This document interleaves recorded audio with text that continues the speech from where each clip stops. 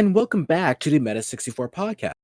This is a podcast where I interview creators about the things they do, why they do it, and who they do it for, and a bunch of other stuff. And today I am happy to have my good personal friend GSpider on the podcast. GSpider is a young content creator who does a lot of game reviews, similar to someone else we had on the podcast, Saint Fuki, and is actually a good friends with me, Fuki, and a bunch of other people we happen to know. So welcome to the show, Spider. It's a pleasure to have you here, finally.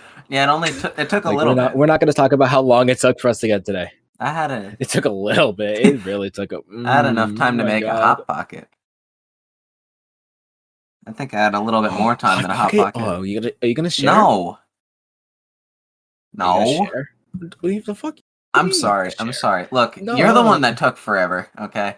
I delayed it an hour, and then you took the rest. Anywho. Fine, whatever. Welcome to the podcast. Thank you. Yeah, I finished the Hot Pocket over recording the podcast. So we're gonna get some questions out of the way, and then we'll get into something that's a little bit more interesting and hopefully more interesting for you to answer. Just scared me. Who are you? What type of content do you make? And the dog? Yeah, there's a dog, and she just sniffed my elbow, and it scared me. Get out of the room. It's like the one meme like Scooby-Doo sniffing. So focused on the question. Meme of like Scooby-Doo. Your dog really wants to know how you answer. Right, like I was saying, who are you? What type of content do you create? Hi, my name is GSpider. I'm a 17-year-old child that learned DaVinci in 30 minutes and decided, you know what, let's make a YouTube channel. So I review games. I like to talk about games. The 7th generation of consoles pretty cool. I just put out a PS3 video 15 minutes ago. So that should say enough about me. And that's my personality. Poggers. Why do you create though? What's the creative process for that? Like, why do you create? Why do you make YouTube videos, big man? Good question. So I'm gonna date myself here, even though I'm not that old. Back in, let's see, legacy content folder. I wasn't prepared for this. All right, we'll just say back in. And neither was I. Don't worry about it. We'll just say back in 2010, just for probably a little later.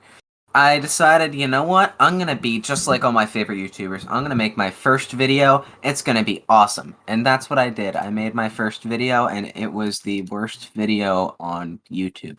It has 5 likes and 5 dislikes. So, before YouTube removed the dislike button, it was the worst video analytically on YouTube. I decided, you know what? Let's learn video editing 5 months in. And past that, I just fell in love with the process. I quit, joined back, quit, joined back, quit, joined back. And, it's been 2 years now, and I'm still enjoying it. And I'm committed for another 3. So, I don't know. I just like editing. Sounds like the way you actually... The way you said you joined and then came back over and over, that kind of just sounds like how I got back to YouTube in 2020, dude. Oh, my God. I kept saying I was gonna come back, and then just nothing happened. Like, hold on, let me see. I had 4 different coming back stories, and most of it spawned from the fact I just forgot to make a video for a month and then felt embarrassed. But the first one, I got sent to the hospital. Yeah. What? So I was in the hospital because I nearly died of an asthma attack, and I'm like, you know what? Let's make a YouTube video and say I'm coming back. I never came back after that video. It took me over a year. And then I had 3 videos saying I was about to record. Oh my God. Bro. Just a few. Right. What's the creative process behind the GSpider video? What's the creative process that you go through when you make a video? I kind of just write a script about random stuff. At the moment, I have 2 videos that I'm working on, mainline videos. I'll reveal my next video. Bone Lab, wow, who's gonna guess that? I kind of just played Bone Lab, and I'm like, alright, let's make a video on it. PS3 video, I kind of just said, okay, I like the PS3, and the 360 video is fun to make. Let's make a sequel.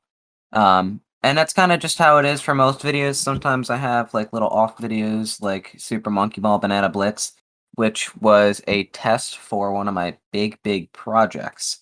Let's just say there's a little hidden monkey ball game that no one has ever played before, and it's really good. Ooh. And no one's covered it. The developer is a completely different story. There's split licenses, and people went uncredited and like burned paths. It's a whole mess. So even the composer did, what was it?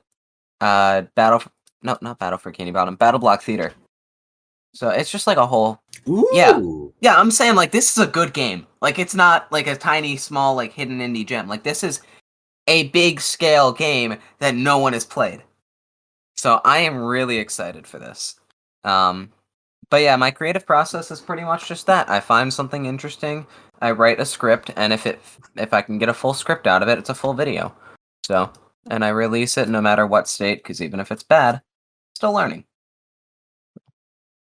Do you feel pride in the projects you create for your GSpider YouTube channel? Do you feel pride in that stuff? I feel pride in every upload, because even for uploads that I don't like particularly, it's still a learning curve. So, for example, my least favorite video, absolutely not even close on the channel, is the Katana Zero video. And it's because I feel like I didn't live up to the game. I felt like I went a little bit past my personality just to kind of like make a video. Because it was the only one where I sweared in it. That was it. Because I didn't want like younger people playing the game. But I mean, yeah, like I still take pride in the upload. I'm not gonna take it down. But it really just comes down to what it is, what type of pride I put in videos. PlayStation 3, I put pride in the effort. All right. What got you into content creation? You spoke about it a little bit when I asked you why you what type of content you create. I think. But what got you into this? What got me into it originally is I wanted to be like those YouTubers. And I kind of just went off and learned some video editing, and I kind of like developed my own personality on YouTube. And then quit shortly after. I started to play Fortnite. I made like cute little videos to kind of just test video editing. But I guess what got me like started on the GSpider channel was my passion for Scott the Woz. I really love his videos. Shout out to that guy. I mean, everyone's watched him. And I'm like, you know what? Why can't I just do that as a job? Even if it's not a job, why can't I just do that right now? That's what I did. I love. Hey, all Scott here. Ha! There's the funny. I put the funny in the Wait, podcast. they put the funny in the podcast? Ha ha ha! I said, hey, all Scott here. Like Dude. this isn't a what is it? This isn't a life support machine. This is a bread box. Ha ha ha! There's the comedy. I love bread boxes. It all started with Scott the Woz. I looked at his game collection and I'm like, I want that. And then I started collecting games, and then I watched more videos about other people. What was it? The Completionist is another person. I have my like little inspired channels of like people who got me started on YouTube. And it really is just different little characteristics from all those channels, which I feel like combine into my videos. But I mean, yeah, by the way, shout out to Wizfish. He has 5,000 subs. Go watch it. Easily. I've never heard of him. Dude, I'll check him out after the podcast. Yeah. I found him trying to make that Spirit Fair video for my 1-year anniversary. And his videos are so unbelievably good. And I feel so bad that he has 5,000 subs. He needs to be up there with the 500,000s. Although he just got a job at IGN, so congrats on him. On the topic actually of IGN, do you feel like the gaming market as a whole is stagnating, or like the game criticism part of the game journalism, is that kind of stagnating? Do you think? I think there should be more creativity. A lot of people keep putting the game before anything else, which is the proper thing to do on most like professional statuses, if that makes sense. So for people like IGN, yeah, I feel like they should put the game first. But when it comes down to like the Completionist or any other like game reviewer you find out there, I feel like there needs to be a new creative spin on the writing. I think it hasn't stagnated, it's frozen. if that makes sense. What's gonna melt it then? What's gonna melt it? What's gonna melt it then? Exactly. There also needs to be more retro game reviews, I gotta say that. Maybe so. Okay, so why make reviews as your main form of content on your channel? Why not try other forms of content that are like currently surging? Okay. I would delay, like, if I can. Oh god, that was bad voice crack. If I can delay a video or immediately release it, perfect. But I plan my videos in advance often, so catching a trend is really difficult. That being said, most trends I don't care for catching because most viewers wouldn't really care for my content. Sometimes I need to make videos because I want to, you know. I wanted to make the Last of Us video. I knew no one was going to watch it, and yeah, no one did. But it's one of my most proud videos, and it's one I always go to when I need writing help. So I guess game reviews are just there because I like to share stories, and games are a good way of sharing stories because it's a story people can relate to. It's a good way to tell a story, and in the next Bone Lab video, there's some ideas flowing around my head. I'm going to start the script tonight, but let me tell you, I'm going to try and immerse you into that game the best I can on a flat screen. And that's why I like making game reviews. If that makes any sense. Sounds awesome, dude. No, that makes a lot of sense. That makes a lot of sense, promise you. I've watched a few videos on it so far, and I am pretty excited to see what I've found because I let everyone else do their videos first, you know. Let them catch their trend. Now I'm gonna sit back here and make the best Bone Lab video. Now that everyone's made their Bone Lab. Yeah. What's a content style you've always wanted to try out? Like, have you watched any YouTubers and been like, wow, that's a really interesting content style that you're trying out there. I want to try that out. Yes and no. A lot of the stuff you'll find on my videos, I've kind of just tried out from other people, from what I've seen. I think the most obvious one is that blue border. Wow, guess who would have found that? But it's less. It's more so there to kind of introduce the viewer and say, hey, I edited these videos. They're well edited right at the beginning as soon as they see my face. They don't need to go through and see like the crazy lighting of the game collection. They need to show, hey, it's edited. On top of that, it's also a great editing tool because I can hide stuff behind there. So, kind of just stuck around. But there's definitely still stuff I want to try, and one of them is a short movie. So. Really? Why? I like film.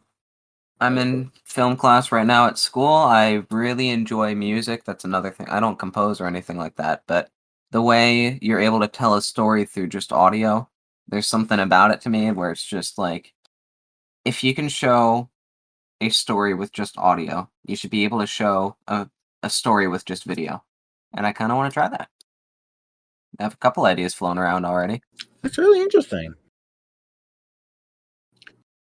Kind of the same whenever someone told me that they're also going into film. I kind of want to go into film as well, maybe. It's less of like We'll a see. movie class, Maybe. and it's more so like a news class. I'm not going to reveal it because I'll reveal my school. But I mean, yeah, for the most part, like I just go on Yeah. there and I talk about the news. I understand what it's like to control all the high-end cameras. I'm trained on Final Cut now. Like, there's a bunch of stuff where it's just like, you know, able to be in that class. Final Cut sucks, by the way. I'm gonna learn it. I'm gonna learn it just to spite you. I'm gonna learn it just to spite you. Learn what? Just personal. Final Cut? Final Cut, yeah, just to spite you. Dude. I'm gonna buy a Mac.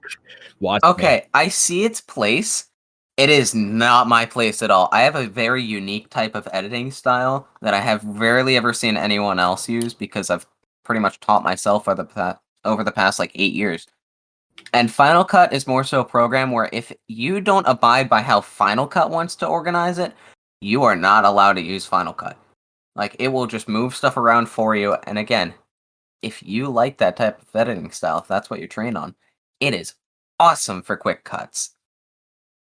I have a full second keyboard dedicated to DaVinci Resolve. I think I'm good.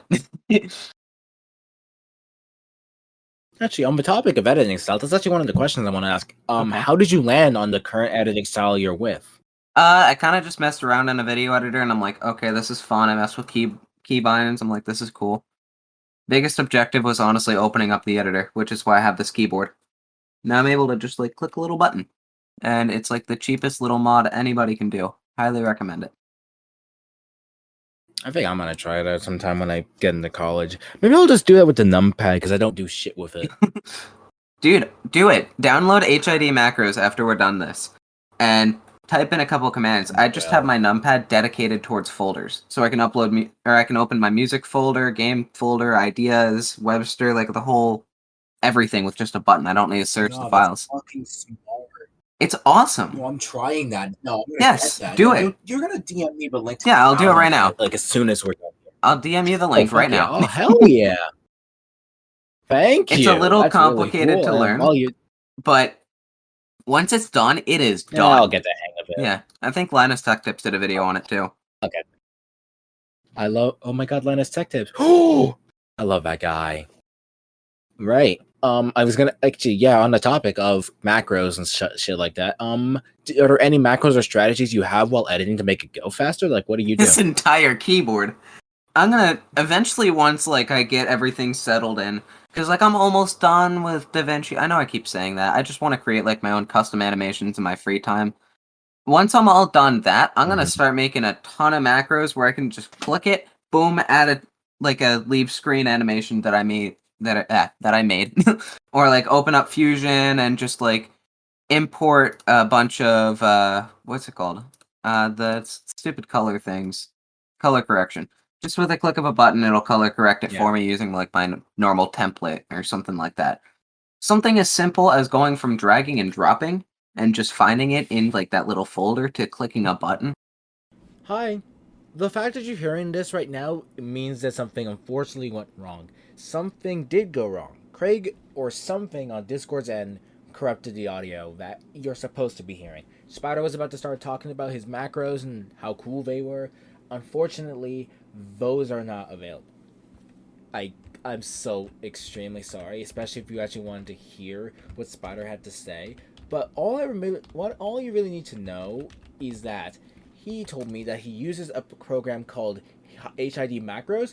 It's kind of hard to set up. You're gonna need to script it yourself, but you can set any little key on your keyboard to do whatever it wants. So, sorry that had to happen, but it unfortunately happened.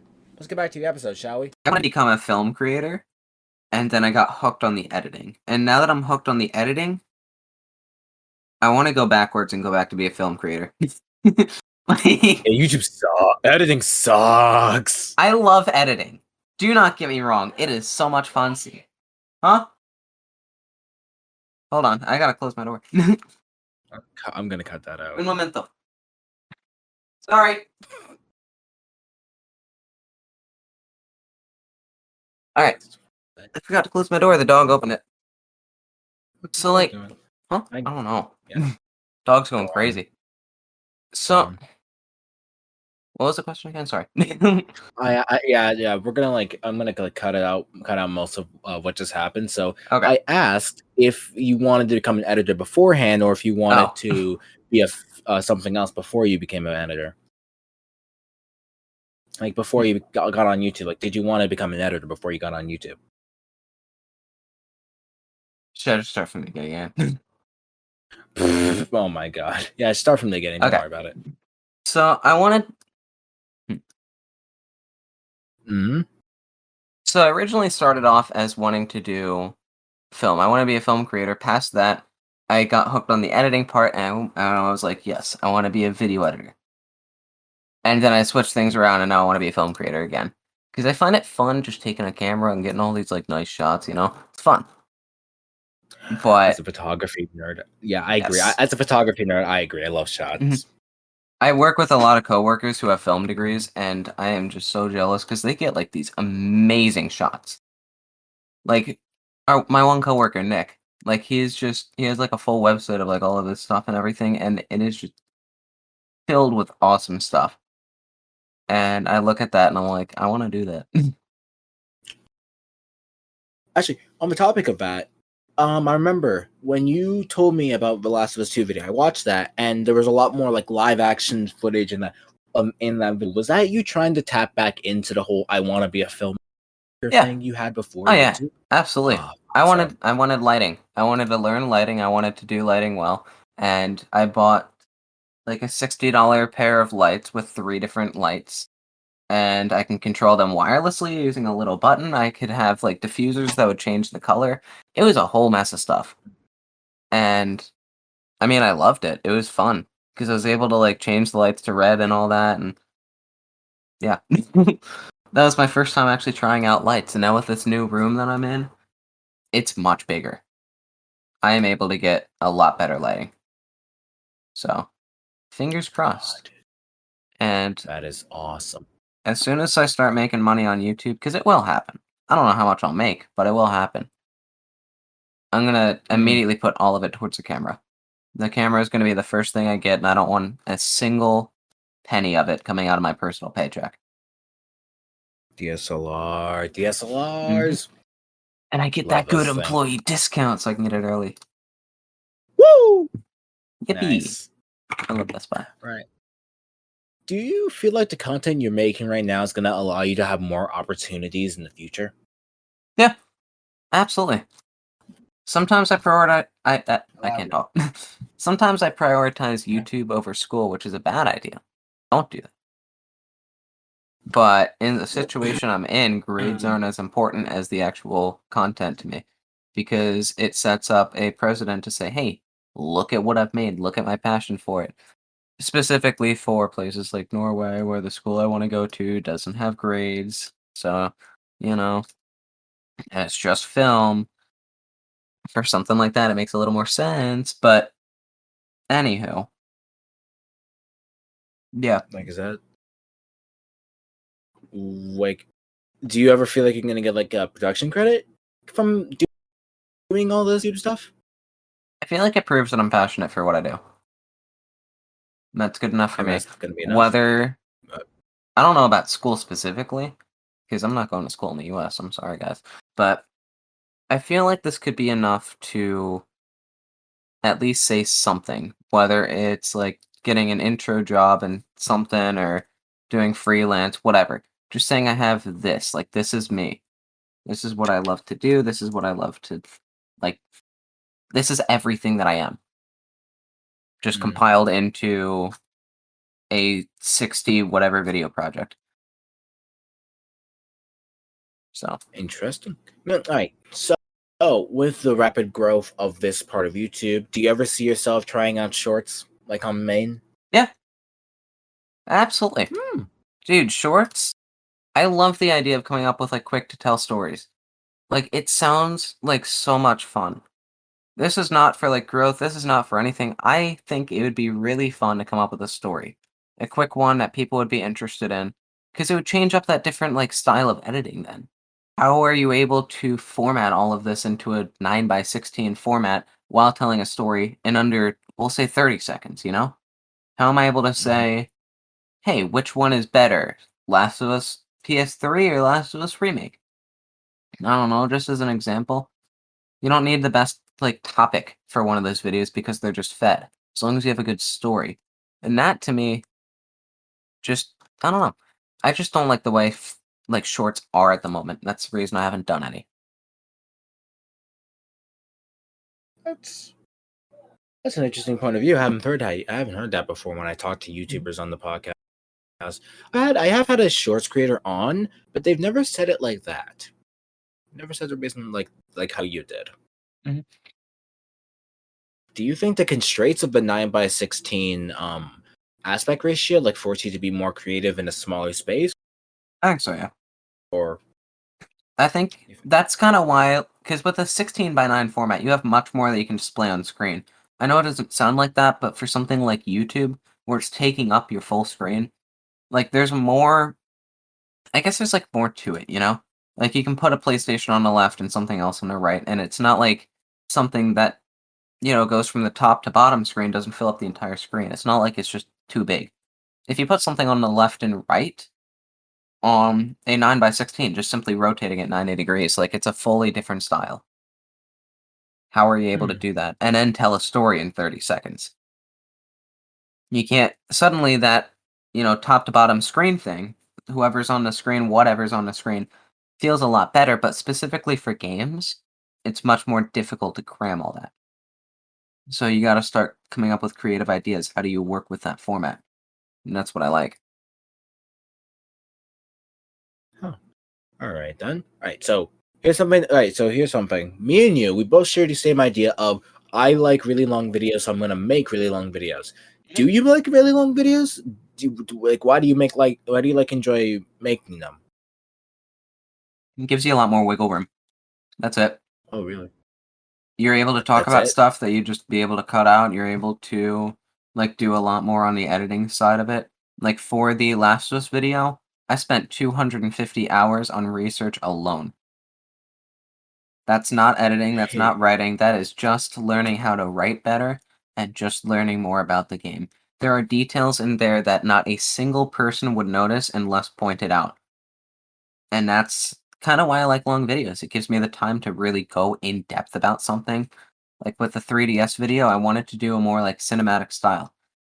If this was, I don't know, let's say the Five Below video, I'm not just gonna leave like a little 30-second like montage built in. Like it'd feel out of place. But the fact that uh-huh. it's a 17-minute video and not a 7-minute, I'm able to put in multiple of those and kind of set up the next topic. And I guess that's kind of why I like it, because you're able to set something up instead of lead into another, lead into another, lead into another. Okay. All right. I So don't know if that makes sense as at a all. result, no, that makes sense. That makes sense. So as a result of all that, do you feel like each video is like a magnum opus? hmm Yeah, the big videos are always like, I build up to them. Like they're gonna be like the best thing on your channel, like since Yeah. the last one? Like is each new video just like the next magnum opus until the next one? hmm Usually, yeah. Like with my like little retro gaming mom guesser, Smash Ultimate, whatever. I did that Mhm. as like a 10 video special. I have, let's see, 1, 2, 3, 4, 5, 6, 7. That was my 8th video on the channel. The other two were dead videos, but I was still trying to find out what to do. And we're now taken down. Still on a playlist, but that's besides the point. That was kind of like my big video. And it was simply because I took like 20 hours worth of editing to it. Past that, took a little Okay. bit, then the Spirit video uploaded.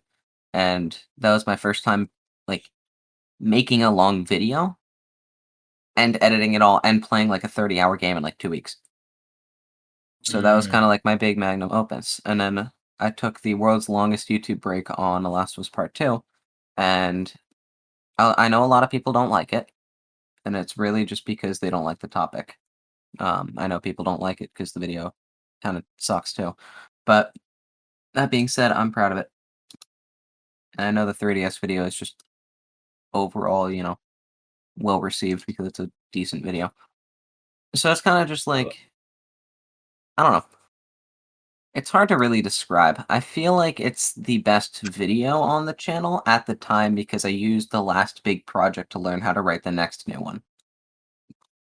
Ooh, okay. So like I learned a lot from the Last of Us Part 2 video. I took a lot of criticism, specifically with I'll bring up leading up the topics again.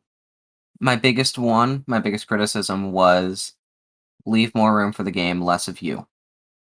And I took that with the 3DS video. It's less of me and more of the 3DS. And I feel like you get a deeper connection to the actual system.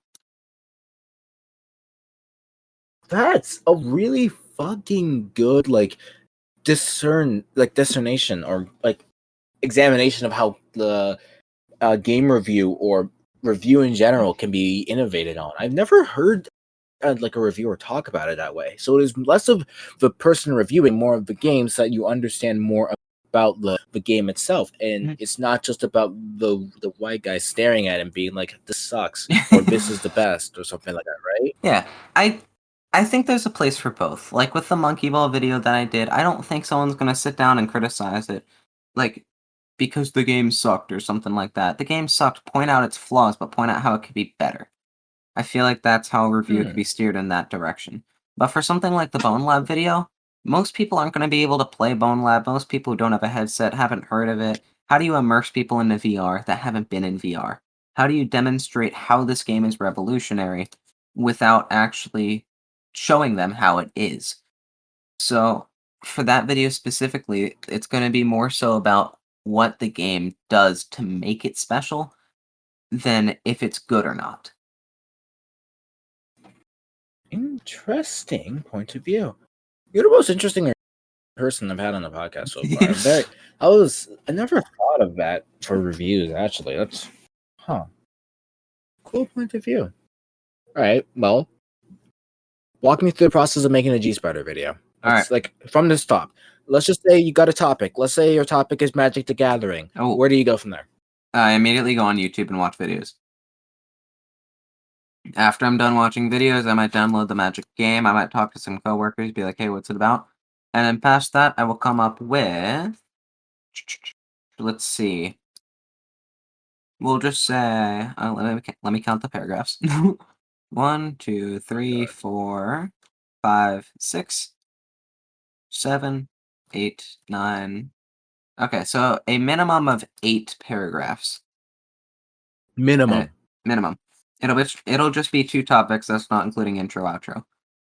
It'll be 8 different topics, either related to each other or not. And if I think there's more to talk about, I'll add more. And I might compress them. Okay.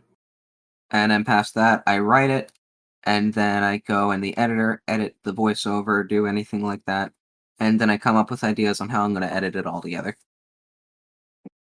Okay. And that's how I make stories. That's just the writing, editing portion, and then everything else is kind of straightforward. You edit, you render, you throw on YouTube, you upload, all that jazz. I make the thumbnail like half-assed. Oh. Kind of reminds me of like a mix between PBG and Scott. I kind of just came up with my own thumbnail style. I looked around at what people were doing. I purposefully leave up some old thumbnails just to show you like how my videos evolved. I'm probably gonna change them eventually and just save them in a folder, but like the first time I really like reimagined a thumbnail was with the Xbox Series X and PS5 video. I just kind of put 2 and 2 together, and then I added on to it. I'm like, okay, what about Deathloop? I'm able to redo that. What about, I don't know, Donut County? There we go, and I slowly evolved from that. So. And then I kind of just learned a editing program. That was the end of it. Poggers. Is YouTube going to be your main source of content for the foreseeable future? Do you want to branch out? Nope. Like nothing else. No Twitch, no TikTok, no Instagram, just YouTube. If I do live streams, it's on YouTube. I like Twitter. Just kidding. I hate Twitter, but I go on Twitter, and that's all you need to know. I'm not going to TikTok. I'm telling you that now. That is one thing I'll stay away from. So you're just YouTube. You're the YouTube guy. I like YouTube. I like sticking on one platform. I'd rather master one platform than kind of know a lot. But all of them. I see. I got that. I just think Twitter's funny. Twitter is kind of funny. I just go on Twitter and then someone steals my phone. Twitter's kind of funny sometimes. A little bit. They can be funny. Don't look at the moment. Right. Let's talk about the future a little bit. You want to talk about the future a little bit? Oh boy, the future. Talk about it. How long you want to be doing content creation for? Yeah, the future of you, of a content creator. How long you want to do this for? When I put out that video saying the beginning of my game collection, I had no clue what I was going to do. I hopped up a couple times, and I think as soon as I uploaded that Mom Guessed the Smash roster video... No, it was the Glyph video, that's what it was. Because Glyph really changed my perspective on YouTube. Because it was a developer reaching out to me about their game. Yeah. And from there, I said, I want a 5-year commitment. So I've got 3 years left before I decide what I'm going to do. If I stick with the channel for fun, if I stick with it full time, whatever. I'm doing 5 years minimum. I have 3 left before I make a decision on that. Well, as for videos, so only dude, I have a ton of videos planned. Like a ton. Okay. I'm not saying any like release date or anything like that. I'm not gonna build up to it.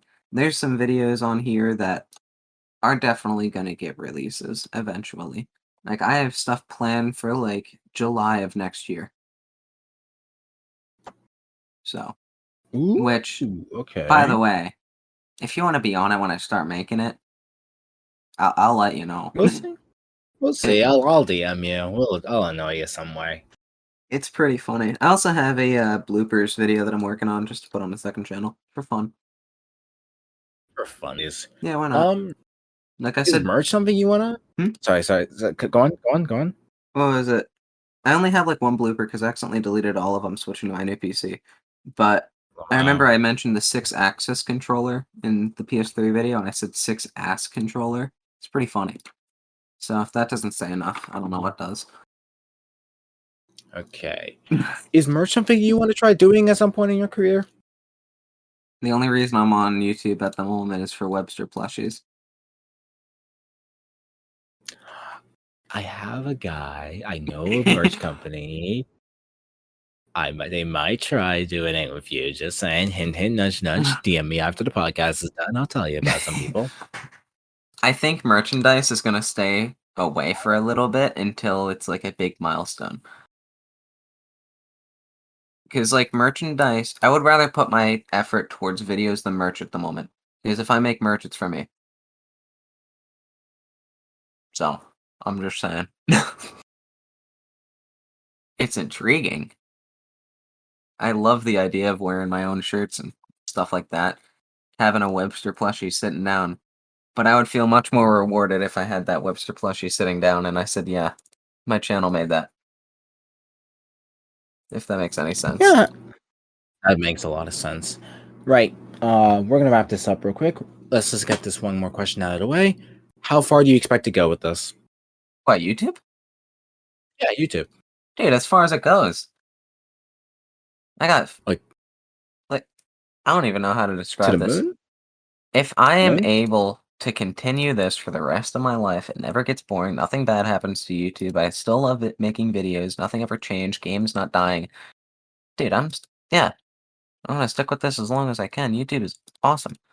It's inspired me a lot to create videos. It's given me a ton of like brand new ideas on how to think of creating videos and creating stories and playing games. It's given me a new perspective on a ton of stuff, including getting to interact with a ton of developers. The developers behind Sprout, for example, they just heard I was making a video and they're like, "All right, can I join?" And that was it. Like, there's so much added on top of YouTube, on top of YouTube, on top of YouTube that isn't directed to YouTube itself, but makes it fun. So yeah, even if I don't get anywhere in subscribers and views and numbers and everything, if I make no money off of it, if I'm having fun, dude, I will continue going. And if I make money off of it, dude, full time. Then Even if I make less money than what I do at my current job, I'm going full time. okay. Well, that's all the questions I had for you. Thank you for coming onto the podcast. So, what we usually do at the end of these is that we just like open up like the stage for that for the guest to promote themselves on any platform they're on. So, go ahead.